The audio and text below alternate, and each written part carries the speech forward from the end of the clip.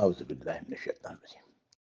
إن الحمد لله نحمده ونستعينه ونستغفره ونعوذ بالله من شرور أنفسنا ومن سيئات أعمالنا. من يهده الله فلا مضل له ومن يضلل فلا هادي له، وأشهد أن لا إله إلا الله وحده لا شريك له، وأشهد أن محمدا عبده ورسوله. أعوذ بالله السميع العليم من الشيطان الرجيم من همزه ونفخه ونفثه. رب اشرح لي صدري ويسر لي أمري واحلل عقدة من لساني يفقهوا قولي. اللهم اجعل هذا لوجهك الكريم لا رياء فيه ولا سمع يا رب العالمين. ربنا تقبل منا إنك أنت السميع العليم وتب علينا إنك أنت التواب الرحيم. سبحان ربك رب العزة عما يصفون وسلام على المرسلين والحمد لله رب العالمين. وصلى اللهم وسلم على محمد وعلى آله وأصحابه وأزواجه وذرياته وأهل بيته أجمعين ومن تبعه بإحسان إلى يوم الدين.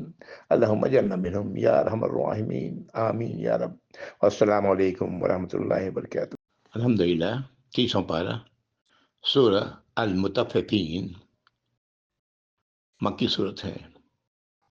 یہ لفظ پہلی آیت میں ہی آیا ہے اور کل آیات 36 ہیں.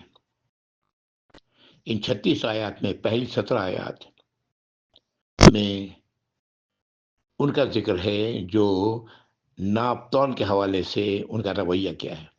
عام طور سے اس کا ترجمہ کر دیا جاتا ہے ناپ تول میں کمی کرنے والے، لیکن قرآن خود بیان کر رہا ہے کہ کن کی بات کی جا رہی ہے. آگے آیات میں ہم دیکھیں گے. اور اللہ کی آیات کو چھٹلانے والوں کا ذکر کرتے ہوئے ان کے آخرت کے انجام پر یہ شروع کی آیات 17 آیات ختم ہوتی ہیں.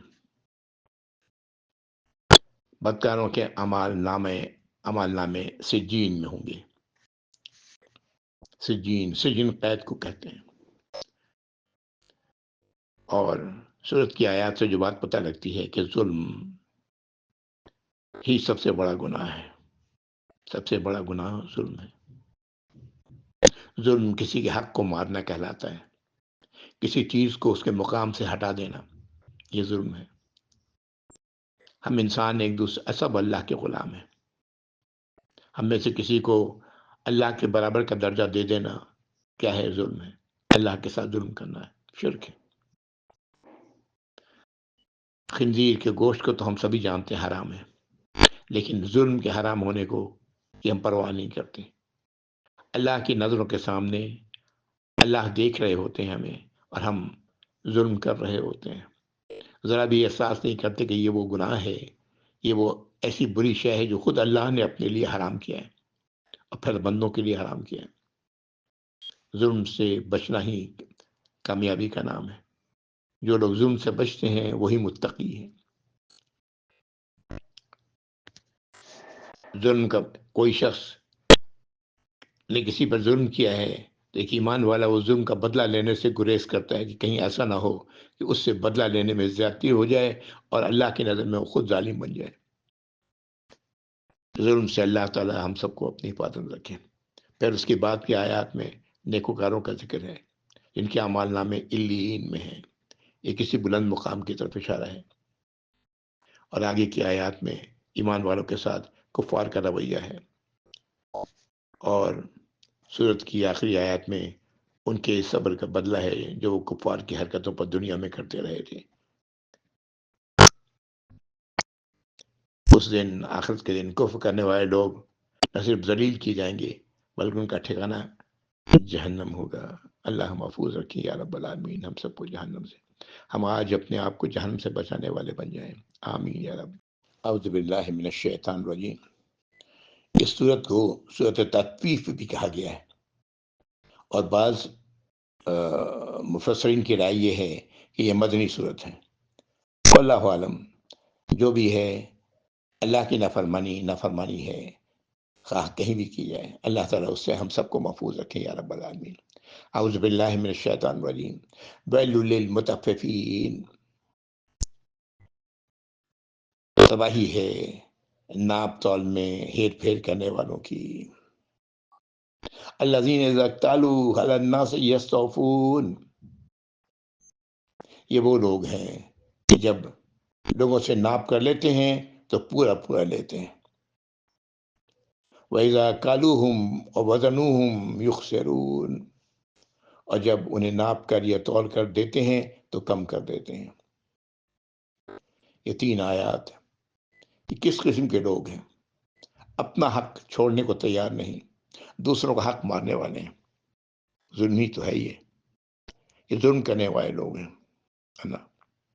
در حقیقت یہ وہ لوگ ہیں جن کو دین کا وہ حصہ شاید جانتے ہوں تو جانتے ہوں کہ اللہ کا حق ہے ہم پر، حقوق اللہ، لیکن حقوق العباد کے بارے میں انہیں یا تو پتہ نہیں یا اس کی کوئی اہمیت ان کی نظر میں نہیں ہے. دوسروں کا حق مار لینا ان کے لیے بڑا آسان ہے، اور دوسروں کے حق کو پورا نہ کرنا یہ ان کے لیے بڑا آسان ہے، اور اپنا حق نہ چھوڑنا بلکہ اپنے حق سے زیادہ لینا، ان سے لے لینا، یہ ان کے لیے ان کا طریقہ ہے. ایسے لوگ در حقیقت حقوق العباد سے لاپرواہی برتنے والے ہیں، اور یہ حقوق العباد وہ شے ہے جس کو اللہ تعالیٰ بھی معاف نہیں کریں گے. یہ یا تو جس کے ساتھ کیا گیا ہے وہ خود معاف کر دے دنیا میں، یا پھر آخرت میں یا اس کا بدلہ اسے لیا جائے گا. ایک حدیث میں نبی کریم صلی اللہ علیہ وسلم نے فرمایا کہ شاید الفاظ اس طرح ہے کہ مفلس کون ہے؟ تو آپ نے فرمایا کہ نہیں، مفلس، لوگوں نے کہا کہ صحابہ نے کہا کہ یا رسول اللہ، مفلس وہ ہے جس کے پاس نہ دینار ہے نہ درہم ہے. آپ سے فرمایا کہ نہیں، مفلس وہ ہے جو نماز روزے کا پہاڑ لے کر آخرت میں جائے گا، اور لوگوں کے ساتھ ظلم کیا ہوگا، اور لوگ اپنا اپنا حق وصول کریں گے یہاں تک کہ اس کا سارا اچھے اعمال ختم ہو جائیں گے. ابھی بھی لوگوں کو حق دینا باقی رہے گا.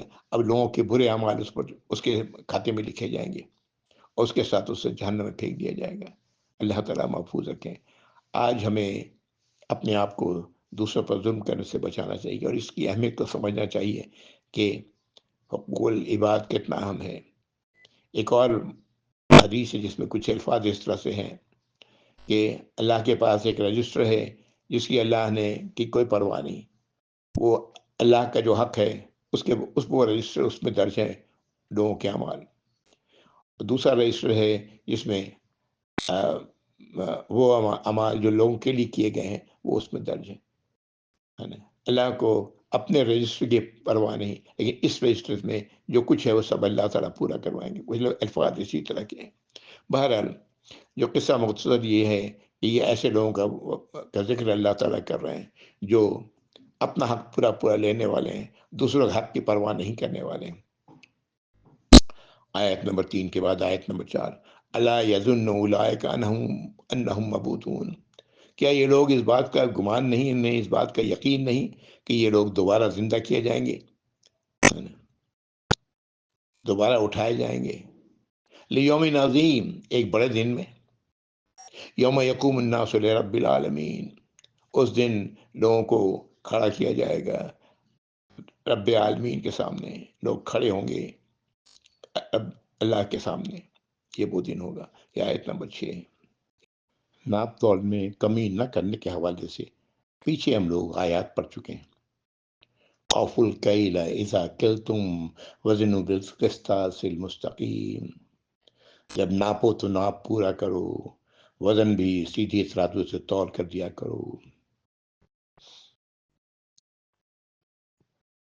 یہ آیت بھی ہم لوگوں نے پڑھی پیچھے.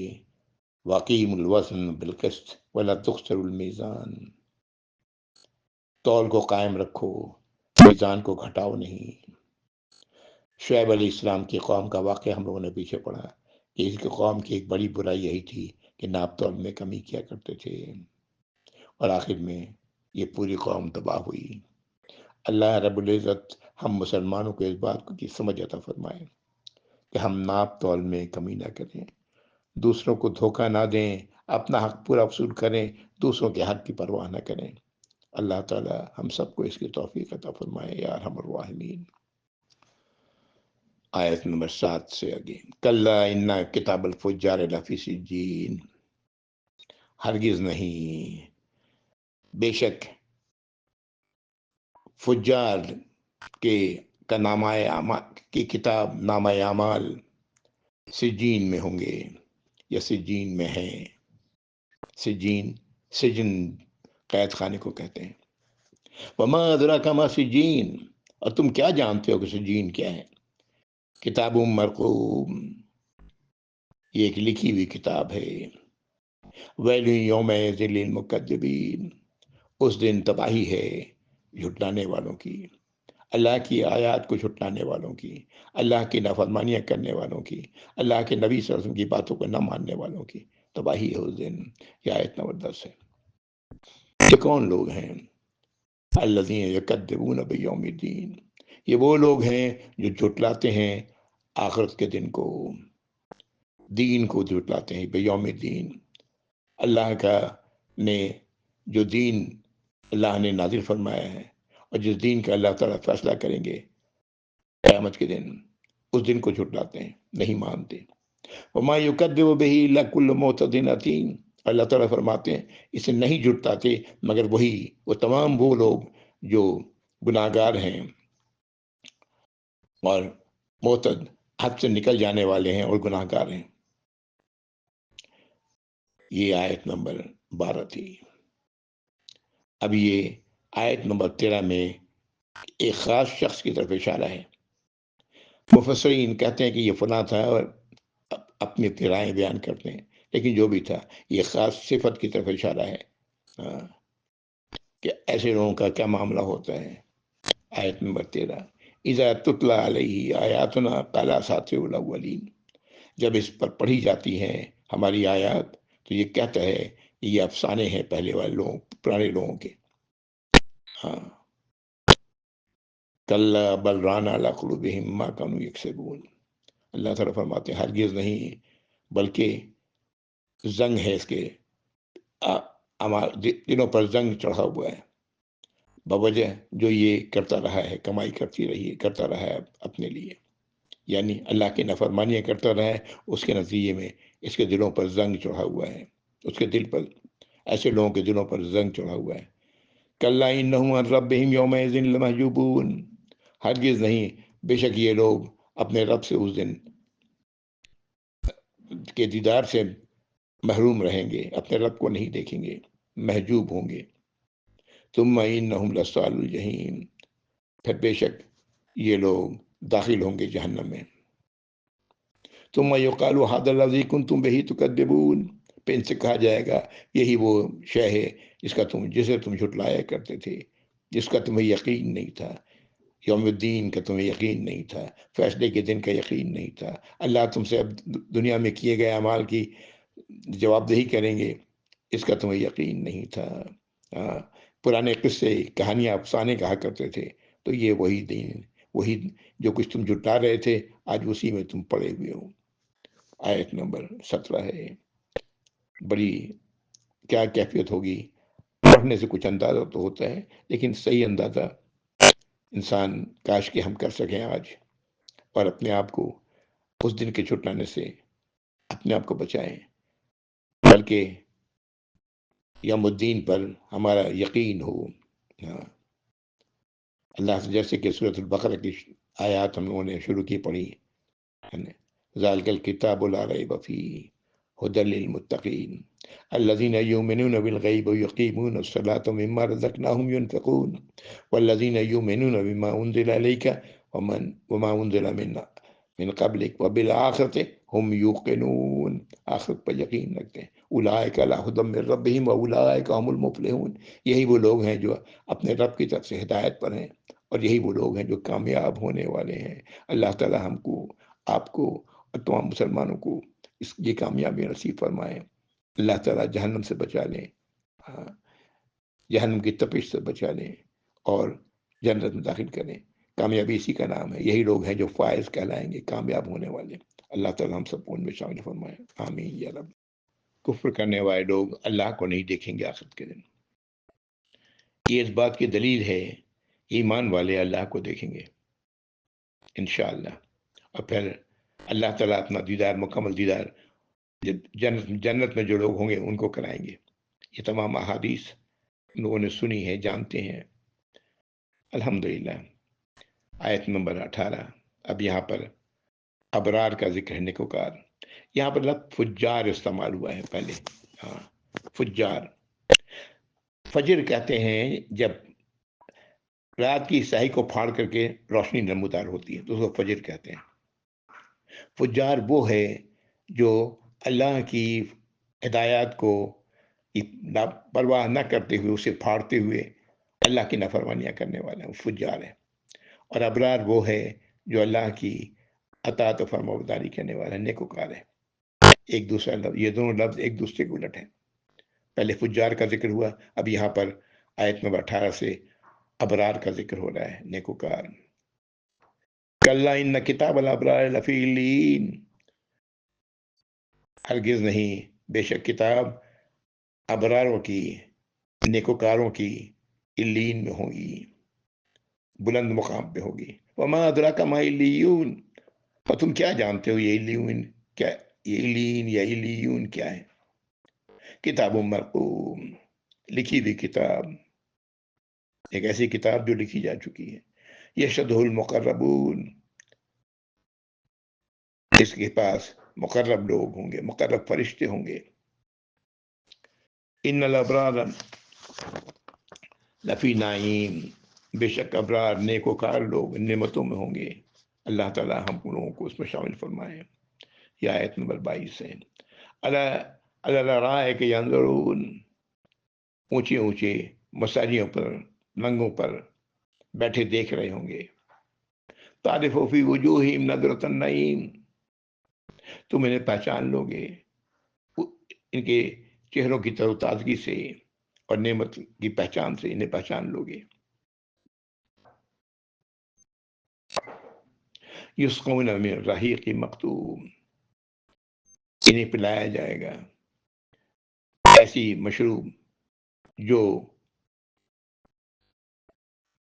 سر بہت میں ایسی جو ایسے برتنوں میں ہوگی جن پر مہر لگی ہوگی، ترجمہ اس کا یہی ہوگا۔ عام طور سے ترجمہ کیا جاتا ہے ایسی خالص شراب پلائے جائیں گے جو سر مہر ہوگی۔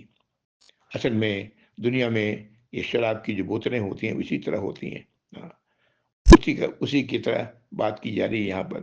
اللہ تعالیٰ پلائیں گے انہیں، یسقون، پلایا جائیں گے یہ، من رحیق مختوم، ایسی پینے کی شے جو جس پر مہر لگی ہوگی، یعنی خالص ہوگی۔ ختام ہو مسک، یہ مہر کس چیز کی ہوگی؟ مشک کی ہوگی۔ وفی ذالک فلیتنافس المتنافسون، تو چاہیے کہ جو لوگ رغبت کرنے والے ہیں، ایک دوسرے سے آگے بڑھنے والے ہیں، وہ اس کی رغبت میں آگے بڑھیں۔ کرنے والوں کو چاہیے کہ اس کی رغبت کرنی چاہیے۔ مزاجہم من تسنیم، اس کی مزہ، اس کی آمیزش تسنیم کی ہوگی۔ عین یشرب بها المقربون، یہ چشمہ ہے جس سے پیئیں گے وہ لوگ جو مقرب لوگ ہوں گے، وہ اس سے پیئیں گے، اس کا نام تسنیم ہوگا۔ یہ آیت نمبر 28 ہے۔ جب یہ قرآن نازل ہوا تو اس وقت کی جو تصورات تھے نعمتوں کے، اللہ نے ان تصورات کو سامنے رکھتے ہوئے آیات نازل فرمائی ہیں تاکہ لوگ سمجھ سکیں کہ وہ کتنی بڑی نعمتوں والی جنت ہوگی۔ آج ہم لوگ پڑھتے ہیں بہت ساری چیزیں ہمیں بڑی عجیب لگتی ہیں یہ جنت کے بارے میں۔ وجہ اس کی یہ ہے کہ آج جو کچھ ہم دیکھ رہے ہیں، جو اللہ کی نعمتیں ہمارے سامنے، وہ بہت ساری، بہت مختلف، اور کس طرح کی چیزوں پر ہماری توجہ ہے وہ بالکل مختلف ہے۔ یہ یاد رکھیں وہ حدیث جس میں نبی کریم صلی اللہ علیہ وسلم نے فرمایا ہے کہ جنت کی نعمتوں کا تصور نہ کسی انسان نے کیا ہے، نہ کسی کے ذہن میں آیا ہے، نہ کسی نے دیکھا ہے۔ یہ جنت ایک ایسی، اس کی نعمتیں ایسی ہیں جو انسان کے تصور سے باہر ہیں۔ اللہ تعالیٰ اس جنت میں ہم لوگوں کو داخل فرمائے، ہمیں اس لائق بنائے کہ ہم جنت میں اللہ رب العزت ہمیں داخل کرے، ہماری خطاؤں سے درگزر فرمائے۔ ان لوگوں میں شامل کریں جن کو عظیم کامیابی اللہ تعالیٰ عطا فرمائیں گے، جو فائز ہوں گے، کامیاب ہوں گے، ان میں شامل فرمائیں۔ یا اللہ ہمیں اس لائق بنائیں یا رب العالمین۔ آج ہماری توجہ اس طرف ہو، ہماری اندر اس چیز کے حصول کا عزم ہو جو اللہ کی نعمتوں کی شکل میں جنت میں اللہ نے رکھی ہے۔ آمین یا رب العالمین۔ آگے آیت نمبر 29 سے 36 تک۔ ان الذین اجرموا کانوا من الذین آمنوا یضحکون، بے شک وہ لوگ جو جرم کرنے والے تھے، گناہ گار تھے، اللہ کی نافرمانی کرنے والے تھے، وہ ہنسی اڑایا کرتے تھے ایمان والوں کو دیکھ کر، انہیں دیکھ کر ہنستے تھے۔ آج دنیا میں جو کفر کرنے والے ایمان والوں کے ساتھ جو ان کا رویہ ہے اس کا ذکر ہے، شاید اتنا ہم لوگوں کا اندازہ نہ ہو، لیکن بہرحال یہ چیزیں ہیں، اور یہ چیزیں اس وقت بھی تھیں جب یہ قرآن نازل ہو رہا تھا۔